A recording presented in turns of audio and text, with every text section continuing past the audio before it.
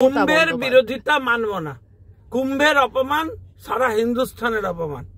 আমি অনুরোধ করব রাজ্যের মুখ্যমন্ত্রীকে ক্ষমা চান, পদত্যাগ করুন। এত হিন্দু বিরোধিতা, গঙ্গাসাগর মেলার সাথে কুম্ভের তুলনা। মমতা বন্দ্যোপাধ্যায় প্রশ্ন করছেন শুভেন্দু অধিকারী কবে থেকে হিন্দুদের নেতা হয়ে গেলেন?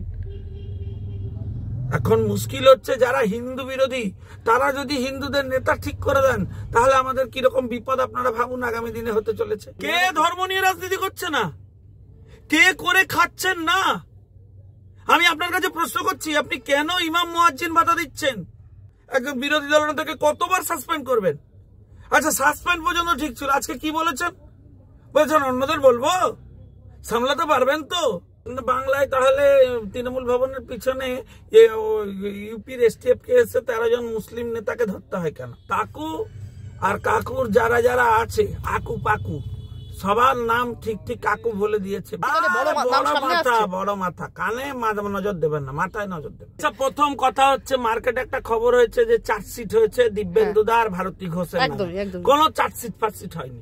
আরে লোক এসব আশা নিয়ে যায়, আমাদের বলতে হয় আইন মাফিক করুন, আমরা রেফার করে পাঠিয়ে দিতে হয়। দেখুন একটু উপরতলায় যে আইনজীবীরা বলছেন সত্যি কি রেফার করতে পারেন? হ্যাঁ, আর রেফার করার বাধা কোথায়? আপনি যদি কাউকে লেখেন যে দাদা একটু দেখে দেবেন আইনি পথে, আইনি পথেটা উচ্চ থাকে তো দেখে দেবেন, তাতে কি অসুবিধা? অপরাধটা কোথায়? কোন আইনজীবী আপনাকে সব গল্প বলেছে? সে ল পড়েছে আদৌ? তাকে বলবেন কোর্টে গিয়ে প্রমাণ করতে। তার থেকে আমি ল ভালো পড়েছি, কলকাতা বিশ্ববিদ্যালয়ে টুকে পাস করিনি, এন্ট্রান্স দিয়ে পড়েছি। ফলে আগামী দিনে এই সমস্ত ছোটখাটো ভুল শুধরে এগিয়ে যেতে হবে। আপনারা এই সমস্ত জিনিস নিয়ে যারা করছেন তারা সব তৃণমূলী, তারা সব আমাদের বিরোধী, তারা বিরোধিতাই তাদের উদ্দেশ্য। এসব দিয়ে ভারতীয় জনতা পার্টিকে কালিমা লিপ্ত করা যাবে না। আর শুনুন, জগন্নাথ চট্টোপাধ্যায়, অমিতাভ দা, এদেরকে তৃণমূল ভয় পায় বলে কেস করে না। মহাকুম্ভ এখন মৃত্যু কুম্ভ হয়ে গিয়েছে।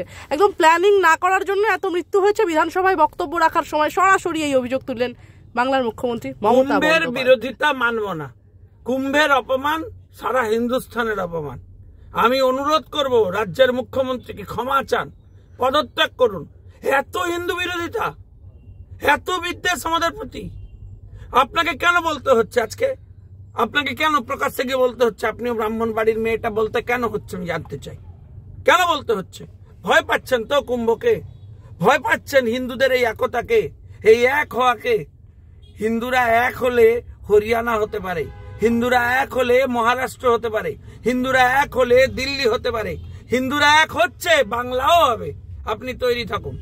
আপনাকে ভয় পেতে হবে, আপনাকে এফেক্টেড হতে হবে, এবং আপনি তৈরি থাকুন।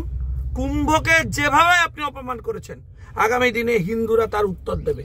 ক্ষমা চান, ক্ষমা চান, মুখ্যমন্ত্রী ক্ষমা চান। মমতা বন্দ্যোপাধ্যায় তো বলছেন কুম্ভে গিয়ে 30 জন মারা গিয়েছে। কত হাজার হাজার, একদম পবিত্র জল এখন বিষাক্ত হয়ে গেছে। উনি তো কংগ্রেস থেকে আসছেন, কংগ্রেসের সময় কতজন মারা গেছিলেন আমি তুলনা করতে যাই না, কিন্তু আপনি আমাকে বলুন অন্যান্য ধর্মেরও তো অনেক জমায়েতে অনেক লোক মারা যায়।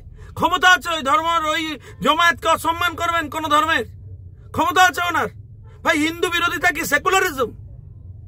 যেভাবে হিন্দু বিরোধিতা করছেন, কেন করছেন আপনি? আমি জানতে চাই। শুধু কয়েক % ভোটের জন্য? আরে ধর্ম সবার আগে আমাদের কাছে। আমাদের ভাবাবেগকে কেন আক্রমণ করছেন? হিন্দু বিরোধিতা করলে আপনার হয়তো রাজনৈতিক লাভ হবে, কিন্তু আপনি মনে রাখবেন যে এই হিন্দু বিরোধিতা ভবিষ্যতে আমাদের ক্ষতি করে দেবে। আমরা চাই না পশ্চিম বাংলা দেশ তৈরি হোক, পশ্চিম বাংলায় থাকুক। শঙ্কুদা, এখানেই না থেমে মমতা বন্দ্যোপাধ্যায় তো বলছেন যে এই সমস্ত সিরিয়াস বিষয় নিয়ে হাইপ তুলতে নেই, প্ল্যানিং করতে হয়। একদম মহাকুম্ভে এত লোক মারা গেল, ওনার প্ল্যানিং এর নমুনা দেশপ্রিয় পার্কে দুর্গাপূজা বন্ধ করে দেওয়া। ওনার প্ল্যানিং এর নমুনা হচ্ছে যোগেশচন্দ্র চৌধুরী ল কলেজ, আমার এক্স কলেজ। সেই কলেজে সরস্বতী পুজো করার জন্য হাইকোর্টে যেতে হয়। এটা ওনার প্ল্যানিং এর নমুনা। ওনার প্রশাসনিক প্ল্যানিং এর নমুনা যে 24 পরগনা, মালদা, মুর্শিদাবাদে একাধিক জায়গায় আমাদের হিন্দুদের মিছিল বার করতে হলে পর্দা ঢেকে দিতে হয় মন্দির। ওনার প্ল্যানিং এর নমুনা হচ্ছে নির্দিষ্ট বিশেষ দিন থাকার জন্য আমাদের হচ্ছে বিসর্জনী শোভাযাত্রার ডেট চেঞ্জ করতে হয়। ওনার প্ল্যানিং এর নমুনা। এটা আমাদের বেলায় এই প্ল্যানিং গুলো হয়, অন্য সময় হয় না। কেন? আমার প্রশ্ন আপনার কাছে, কেন? সঙ্গে আমি একটা প্রশ্ন তুলবো। এরপরে গঙ্গাসাগরের প্রসঙ্গ তুলে মমতা বন্দ্যোপাধ্যায় বললেন যে আমি কোটানকোট বলছি, মুখ্যমন্ত্রীকে বলতে শোনা গেল আমরা গঙ্গাসাগর মেলার সময় কোনো ভিভিআইপিকে অ্যালাউ করি না। এরপরেই ধর্মের নামে রাজনীতি করার অভিযোগে বিজেপিকে আক্রমণ করে বিরোধী দলনেতা গঙ্গাসাগর মেলার সাথে কুম্ভের তুলনা। আপনার শুধুমাত্র পশ্চিম বাংলা থেকে কুম্ভে 2 কোটি লোক গেছে, তারা আপনার গঙ্গাসাগরে গেলে ভেসে যেত। গঙ্গাসাগর যেটা যার ধর্মীয় আচরণের জায়গা, আপনি আমার ধর্মীয় আচরণকে এভাবে ব্যঙ্গ করতে পারেন না। আপনার ব্যবসায়িক দৃষ্টিভঙ্গি ব্যবসায়িক ভাবে ব্যবহার করুন, ধর্মীয় আচারকে তাতে কানেক্ট করাবেন না প্লিজ, ফর গডস সেক। আপনি কেন ব্যবস্থা নেননি বিকাশ বাবুর বিরুদ্ধে? ওনার ওই ধর্ম নিরপেক্ষতাকে কেন প্রমোট করেছিলেন যখন উনি প্রকাশ্যে গরুর মাংস খেয়েছিলেন? কেন ব্যবস্থা নেননি? কেন আমার ধর্মীয় ভাবাকে আঘাত লেগেছিল তখন আপনি অ্যাকশন নেননি? আমি জানতে চাই আপনার কাছে কেন নেননি? শঙ্কুদা, একদম বিরোধী দলনেতার উদ্দেশ্যে মমতা বন্দ্যোপাধ্যায় বলছেন যে গতকাল বিধানসভার বাইরে কি বলেছেন আমি ভিডিও দেখেছি, উনি বলেছেন হিন্দু ধর্মের কথা বলতে গিয়ে সেই কারণে কি বহিষ্কার করেছেন? আমার প্রশ্ন সেই কারণে, বিরোধী শূন্য বিধানসভায় বক্তৃতা রাখেন কারা? যাদের সাহস নেই।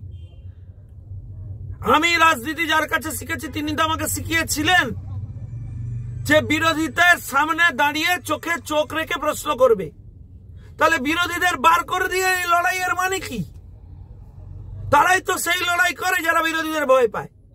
শুভেন্দু অধিকারী আজকে যদি হলের মধ্যে থাকতো আপনার কি অসুবিধা হতো? মমতা বন্দ্যোপাধ্যায় প্রশ্ন করছেন শুভেন্দু অধিকারী কবে থেকে হিন্দুদের নেতা হয়ে গেলেন? এখন মুশকিল হচ্ছে যারা হিন্দু বিরোধী তারা যদি হিন্দুদের নেতা ঠিক করে দেন তাহলে আমাদের কিরকম বিপদ আপনারা ভাবুন আগামী দিনে হতে চলেছে। তারা হিন্দুদের নেতা ঠিক করতে পারছেন না বলেই তো সমস্যা হচ্ছে, না হলে তো ওনারা খুশিতে থাকতেন। বহু নেতাই তো আছেন তারা চুপ করে থাকেন। এসব গেরুয়া বসন, গেরুয়া পাগড়ি, গেরুয়া আচরণ দেখে অনেকে রেগে যাচ্ছেন। এটাকে হিন্দু বিরোধিতা বলে। করবেন না এটা প্লিজ, ফর গডস সেক করবেন না।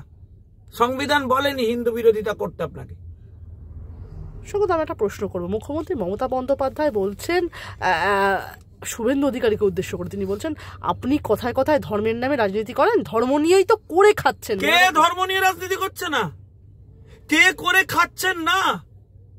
আমি আপনার কাছে প্রশ্ন করছি, আপনি কেন ইমাম মুয়াজ্জিন ভাতা দিচ্ছেন? তাহলে আমাদের তরফ থেকে প্রশ্ন, তাহলে আমাদের সমস্ত দরিদ্র হতদরিদ্র ব্রাহ্মণদের যারা পুরোহিত আছেন তাদেরকে, যারা পুরোহিত সহায়ক আছেন তাদেরকে, এবং যারা মাঝি মোল্লা আছেন আদিবাসীদের, তাদের যারা ধর্মকারণ চারণ করেন তাদেরকেও দিন। শিখেদের ধর্মগুরুদের দিন, জৈনদের ধর্মগুরুদের দিন, তাহলে বৌদ্ধদের ধর্মগুরুদের দিন।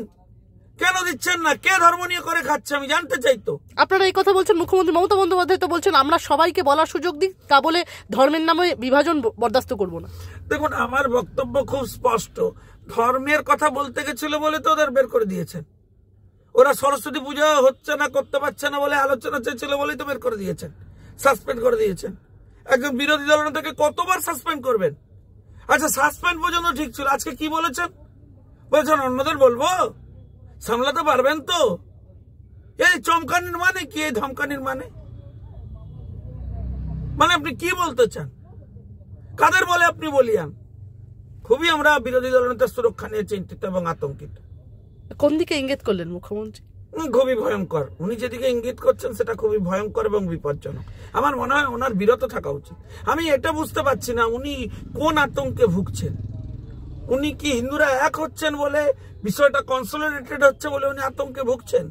কারণ আজকে ওনার পুরো বক্তৃতার ম্যাক্সিমাম পোর্শনই আপনি দেখবেন এই একই বিষয় রয়েছে।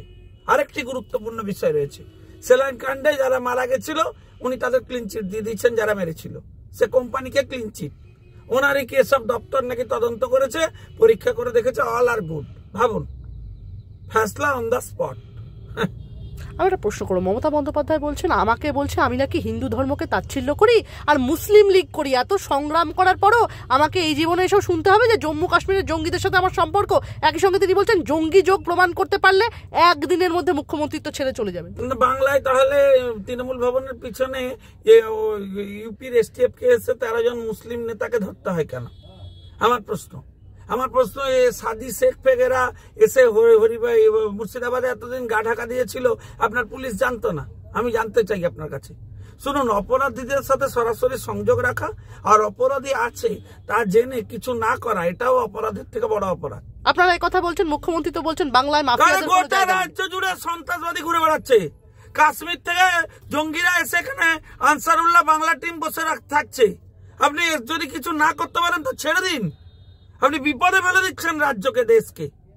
আপনি প্রধানমন্ত্রীকে অভিযোগ জানাবেন বলেছেন, জানান। আমরাও সমস্ত তথ্য ডকুমেন্টেশন নিয়ে প্রধানমন্ত্রীকে বলবো তদন্ত করুন। এই সরকার এই সমস্ত জায়গায় ইন্টেলিজেন্স দিয়েছে কিনা, তাদের ভূমিকা আছে কিনা, কেন্দ্রীয় স্তরে খতিয়ে রাখা উচিত। আপনারা এই কথা বলছেন, মুখ্যমন্ত্রী তো বলছেন বিমান বন্দ্যোপাধ্যায়ের অভিযোগ ছিল শুভেন্দু যে ধরনের প্ররোচনামূলক মন্তব্য করে চলেছেন তারপরও বাংলা শান্ত রয়েছে, এটাই বড় কথা। এই ধরনের বিবৃতির জন্য মানুষের কাছে ওর ক্ষমা চাওয়া উচিত। ক্ষমা আপনি আগে চান। মহাকুম্ভের যে অপমান করেছেন সে অপমান আমরা মানব না। আপনাকে ক্ষমা চাইতে হবে। আপনি হিন্দু ধর্মের একটা আত্মস্থ জায়গা, একটা ইন্টারনাল জায়গা, একটা ধর্মের জায়গা, সেখানে অ্যাটাক করেছেন। আপনাকে ক্ষমা চাইতে হবে। আপনি ক্ষমা চান। শঙ্কুদা, মমতা বন্দ্যোপাধ্যায় বলছেন আমাকে সিঙ্গুরে ঢুকতে দেয়নি, আমি সেখান থেকে ফিরে এসেছিলাম বিধানসভায়। ফিরে এসে আপনি সংবিধানের বই হাতে নিয়ে ঘুরলেন আর আপনার নির্দেশে সব লোকজন ভাঙচুর করে দিল। তিনি তো বলছেন পার্থ চট্টোপাধ্যায় সেই সময় বিরোধী আটকাননি কেন? আপনি তো দলের সুপ্রিম, আপনি দল থেকে বহিষ্কার করে দেননি কেন? আপনি বলেননি কেন বের করে দেবো, তোমাদের 4টা লোককে সাসপেন্ড করে দেবো? অ্যাকশন নেননি কেন? সবাই ভেঙেছে। আরে হতে পারে, আমি আপনার সে যুক্তি অস্বীকার করছি না। সে সময় আপনার উপর অত্যাচার করেছে, সিপিএম অন্যায় করেছে, লোকে রিয়াক্ট করেছে, তাই জন্য তাদের বেতন কেটে নিয়েছিল সে সময় সিপিএম। আপনিও একটা ব্যবস্থা করতে পারতেন, কিন্তু হচ্ছে বিধানসভা বিরোধীদের জায়গা, আপনি বিরোধী মুখকে বলতে দেবেন না। এত ভয়। চন্দ্রিমাদির বাজেট বক্তৃতা হলো না, ওনার 2 ঘন্টা ধরে বক্তৃতা হলো হিন্দু ধর্ম নিয়ে, ভুল ভাল কথাবার্তা সব। তাই বলে বিরোধী দলনেতাকে বাইরে বের করে দিয়ে। শঙ্কুদা, অধিবেশনে বক্তব্য রাখতে গিয়ে এদিন মুখ্যমন্ত্রীকে বলতে শোনা গেল আমি তখন কাগজ ছিঁড়েছিলাম কেন, আমি তখন একা ছিলাম সংসদে, আমাকে কোনো কিছু বলতে দেওয়া হতো না। বিজেপি, সিপিএম, কংগ্রেস একসঙ্গে আমাকে বলতে দেয়নি। 7 দিন ধরে নোটিশ দেওয়ার পরও একটা কথা বলতে দেয়নি। ভালো হয়েছে, আপনার কাগজ ছেঁড়া যদি জাস্টিফাইড হয়, আপনি সিনিয়র পলিটিশিয়ান, জুনিয়ররাও দেখে শিখেছে কাগজ ছুঁড়েছে, তাদেরটাও জাস্টিফাইড, তাদেরও বলতে দেওয়া হয় না। 5 বার আপনি সাসপেন্ড করেছেন বিরোধী দলনেতাকে, কেন করবেন? আমি জানতে চাই কেন করবেন? কেন বিরোধীদের বক্তব্য আপনি শুনবেন না? আপনি আজকে 13 বছর 14 বছরের মুখ্যমন্ত্রী, আপনি প্রশাসনে আছেন, আপনার কাছে এই উদারতা কেন হচ্ছে নেক্সট জেন পলিটিশিয়ানরা পাবেন না? আমি জানতে চাই আপনার কাছে, আপনি কেন বলতে দেবেন না? একদমই। শঙ্কুদা, আমার শেষ কয়েকটা প্রশ্ন। নিয়োগ দুর্নীতি মামলায় একদম সুজয় কৃষ্ণ ভদ্রের অন্তর্বর্তী জামিনের আবেদন মঞ্জুর করলো হাইকোর্ট। 31শে মার্চ পর্যন্ত কালীঘাটের কাকুর অন্তর্বর্তী জামিন মঞ্জুর হয়েছে। সব ভালো হয়েছে। কাকুর তো সব পেয়েছে ভয়েস স্যাম্পল। কাকু আর কাকুর যারা যারা আছে আকু পাকু সবার নাম ঠিক ঠিক কাকু বলে দিয়েছে, বেল পেয়েছে, কোনো চাপ নেই। সত্য আছে, বাইরে বেরোতে পারবে না। দেখুন না কে কে ধরা পড়ে। তাহলে আগামীতে আরো কেউ নিয়োগ দুর্নীতি করলে বড় মাথা কানে নজর দেবেন না, মাথায় নজর দেবেন। সামনে আসছে তাহলে বলছেন, তাই তো? আচ্ছা, সব মিলিয়ে আগামী সপ্তাহে চূড়ান্ত হয়ে যাবে কে রাজ্য বিজেপি সভাপতি হচ্ছেন। আপনার কাছে কি কোনো খবর আছে? আপনার সাথে মোহনজির কোনো কথা হয়েছে? আপনার পছন্দের তালিকায় কারা? যে কোনো পছন্দ নেই, আমার দল যাকে বলবে সেই আমার নেতা, তাকে নিয়ে আমরা চলবো। আমার শেষ 3টে প্রশ্ন আপনার কাছে। একদম 2016 সালের প্রাথমিক নিয়োগ দুর্নীতি মামলায় চাঞ্চল্যকর তথ্য একদম সামনে এসেছে। তৎকালীন শিক্ষামন্ত্রী পার্থ চট্টোপাধ্যায়ের কাছে কারা কারা সুপারিশ করেছিলেন। আদালতে পেশ করা সেই সিবিআই এর রিপোর্ট তৃণমূল ও বিজেপি 2 দলেরই নেতা নেত্রীদের নাম রয়েছে। আচ্ছা, প্রথম কথা হচ্ছে মার্কেটে একটা খবর হয়েছে যে চার্জশিট হয়েছে দিব্যেন্দু দা আর ভারতী ঘোষের নামে। একদম কোনো চার্জশিট হয়নি। যে কটা ডকুমেন্ট ওখান থেকে সিজড হয়েছে সেই কটা ডকুমেন্ট দিয়ে দিয়েছে, তার মানে সিবিআই নিরপেক্ষ দিয়ে দিয়েছে, তাদের নাম যা সিজড হয়েছে দিয়েছে। এবার আমাকে একটা কথা বলুন, তখনকার সময় দিব্যেন্দু অধিকারী বা ভারতী ঘোষ যদি 20টা নাম প্রপোজ করতেন, লিখে রেখে দিন, 20টা লোকেরই চাকরি হয়ে যেত যদি ওদের জ্যাক থাকতো। লোক নেতা, এরা পলিটিক্যাল লিডার, এদের কাছে লোক আসে, আমাদের কাছে লোক আসে, এই আশা নিয়ে আসে যে দাদা একটু করে দিন, আমরা লিখে পাঠিয়ে দিই। কিন্তু আইনের পথে চলে। এক সেকেন্ড আইনি পদ্ধতিতেই তাদের চাকরি হয়, তাদের সিস্টেমে হয়, এবং এখানেও দেখবেন সেই আইনি পদ্ধতিতেই চাকরি হয়েছে, সেই আইনি পদ্ধতিতেই হচ্ছে যতজনের চাকরি হওয়ার হয়েছে, বাকি যাদের হওয়ার হয়নি। ফলে আপনাকে বুঝতে হবে আইনি সিস্টেমের মধ্যেই চাকরি হয়েছে। যদি পুরোটাই বেআইনি হতো, জালিগিরি হতো, সবার চাকরি হয়ে যেত। হয়নি তো, লিখে পাঠিয়েছে, নেতারা লিখে পাঠায়, তৃণমূলের লোক পাঠিয়েছে, সিপিএম এর লোক পাঠিয়েছে, বিজেপির লোক পাঠিয়েছে, সবাই লিখে পাঠিয়েছে, হয়েছে। তাতে অপরাধটা কি? অপরাধ হচ্ছে কেউ টাকা নিয়েছে, কোটি কোটি টাকা অর্গানাইজড হতে অ্যাপ্রোচ করেছে এবং পরীক্ষা দেয়নি, সাদা কাগজ জমা দিয়েছে, তাদের চাকরি করে দিয়েছে। তাদের অপর, সেগুলো হচ্ছে অপরাধ। সিবিআই, ইডি, সিবিআই জমা দিয়েছে, তাদের কোথাও লিখেছে এদের অপরাধ আছে? দিয়েছে হয়েছে। কি মহাভারত শুদ্ধ হয়ে গেছে? নেতারা এসব লিখে দেয়, এতে কোনো অন্যায় নেই। অন্যায় সেখানে যেটা পার্থ চট্টোপাধ্যায় করেছে, বাড়িতে 50 কোটি পাওয়া গেছে, এটা অন্যায়। অন্যায় যে কুন্তলদের বিরুদ্ধে যে অভিযোগ আছে, সেই অভিযোগ হচ্ছে অন্যায়। অর্গানাইজড হয়ে করা হয়েছে ক্রাইম, এবং এরা পুরোটা কুক্ষিগত করে এইসব করেছে। বোনাফাইড, জাস্টিফাইড ছেলেদের বাদ দিয়ে পলিটিক্যাল ইন্টারেস্টে নিজেদের লোকেদেরকে চাকরি করে দিয়েছে, এটা অন্যায়। এরা রাজনৈতিক নেতা সুপারিশ করেছে, এসব দিয়ে আসল তৃণমূলী রাঘব বললে বাঁচতে পারবে না যারা এর সাথে যুক্ত। এসব দিয়ে কিছু হবে না, এতেই তো বোঝা যাচ্ছে যে নিরপেক্ষ ইনভেস্টিগেশন হচ্ছে। এসব দিয়ে কিছু মাছ দেখা যাবে না। তাদের ভয় আছে নাকি? তাদের কোনো জিজ্ঞেস করেছে তদন্তকারী সংস্থা? মনেই করেনি যে জিজ্ঞেস করা উচিত। তাদের কোনো অপরাধের জায়গায় নেই যে জিজ্ঞেস করা উচিত। নাহলে তো 161 করতো, নাহলে তো তদন্ত করতো, জানতো। জানারই প্রয়োজন বোধ করেনি, এতটাই রিলিভেন্ট ডকুমেন্ট দিয়ে দিয়েছে। তাই তাহলে আপনি বলছেন সিবিআই এর যে চার্জশিট সেটা নাল অ্যান্ড ভয়েড পুরো? নো, দ্যাট পোরশন, সে পোরশনের কি আছে? তার দেখতে দেখতে যা দেখেছে তাই দিয়েছে, তাতে অপরাধের পোরশন কোথায়? আইনটা বুঝতে হবে তো। 161 হয়েছে, স্টেটমেন্ট নিয়েছে, নাইনি, প্রয়োজন পড়েনি।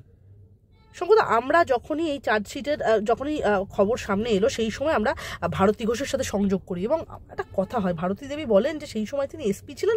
আপনি যেমনটা বলেন যে অনেক লোক এসব আশা নিয়ে যায়, আমাদের বলতে হয় আইন মাফিক করুন, আমাদের রেফার করে পাঠিয়ে দিতে হয়, দেখুন একটু উপর তলায়। কিন্তু আইনজীবীরা বলছেন সত্যি কি রেফার করতে পারেন? হ্যাঁ, আর রেফার করার বাধা কোথায়? আপনি যদি কাউকে লেখেন যে দাদা একটু দেখে দেবেন আইনি পথে, আইনি পথেটা উচ্চ থাকে তো, একটু দেখে দেবেন, তাতে কি অসুবিধা?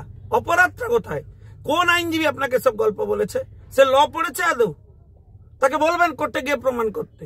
তার থেকে আমি ল ভালো পড়েছি, কলকাতা বিশ্ববিদ্যালয়ে টুকে পাস করিনি, এন্ট্রান্স দিয়ে পড়েছি, আমি পড়িয়ে দেবো, ভালো করে বুঝিয়ে দেবো।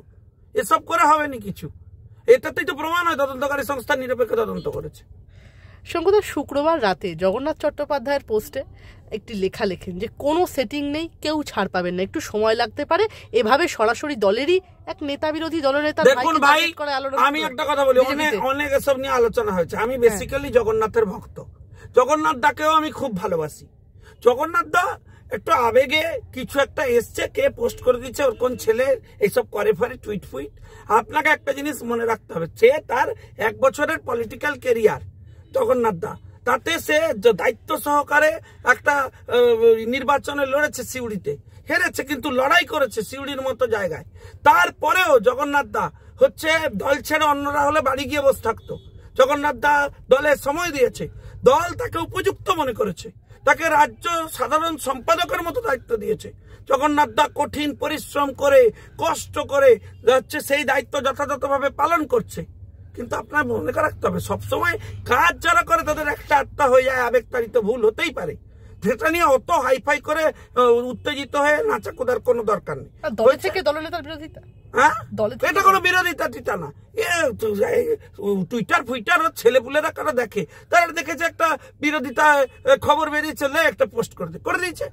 জগন্নাথ দার 1 বছরের পলিটিক্যাল অভিজ্ঞতা, তার রাজনৈতিক জীবন, সেই জীবনে সে যা পারফর্ম করেছে, আমি আমার আজকে 15-20 বছরের রাজনৈতিক জীবন কিছু করতে পারিনি। আমি এখনো চেষ্টা করছি, আমি শেখবার চেষ্টা করছি ভারতীয় জনতা পার্টি। ফলে আগামী দিনে এই সমস্ত ছোটখাটো ভুল শুধরে এগিয়ে যেতে হবে। আপনারা এই সমস্ত জিনিস নিয়ে যারা করছেন, তারা সব তৃণমূলী, তারা সব আমাদের বিরোধী, তারা বিরোধিতাই তাদের উদ্দেশ্য। এসব দিয়ে ভারতীয় জনতা পার্টিকে কালিমা লিপ্ত করা যাবে না, রুখে রাখা যাবে না। আর শেষ দুটো প্রশ্ন আপনার কাছে। সৌমিত্র খা, শঙ্কুদেব পণ্ডা, একদম উত্তরের শঙ্কর ঘোষ থেকে শুরু করে একদম বীরভূম বাঁকুড়া জেলার একাধিক আপনারা যারা বিজেপি নেতা, আপনাদের বিরুদ্ধে একদম শুভেন্দু অধিকারী বিরোধী দলনেতা, আপনাদের বিরুদ্ধে একদম শয়ে মিথ্যা রাজনৈতিক মামলা, দিলীপ ঘোষের বিরুদ্ধে মামলা, সে তো আমার মায়ের বিরুদ্ধে মামলা করেছে। জগন্নাথ চট্টোপাধ্যায় বা অমিতাভ চক্রবর্তীর বিরুদ্ধে কোন রাজনৈতিক মামলা সব তৃণমূলের ষড়যন্ত্র, তার বিরুদ্ধে কেস হয়, তাকে করতে যেতে হয়। এসব কে গল্প আপনাকে দেয়? তার বিরুদ্ধে কোনো মামলা নেই, হ্যান নেই, তাকেও এসব ফেস করতে হয়। এসব গল্প দেবেন না, কোনো এসব কিছু হয় না। আর শুনুন, জগন্নাথ চট্টোপাধ্যায়, অমিতাভ দা, এদেরকে তৃণমূল ভয় পায় বলে কেস করে না। দম আছে করে দেখাক আমাদের নেতাদের বিরুদ্ধে। এসব চমকাবেন না, তৃণমূলের চ্যানেল সব বন্ধ করুন। এসব আমার শেষ প্রশ্ন একটা, আরো প্রশ্ন। নতুন রাজ্য সভাপতির নাম ঘোষণা হলো না, জেলা সভাপতিদের নাম ঘোষণা হলো না, মন্ডল সভাপতিদের নাম কিভাবে ঘোষণা হলো? তাদের কি হয়েছে? পার্টি কোন সিস্টেমে চলবে আপনারা ঠিক করবেন নাকি? এসব নিয়ে আমি কোনো প্রকাশ্যে উত্তর দেবো না, মার্জনা করবেন, আমাকে দল থেকে বের করে দিবে।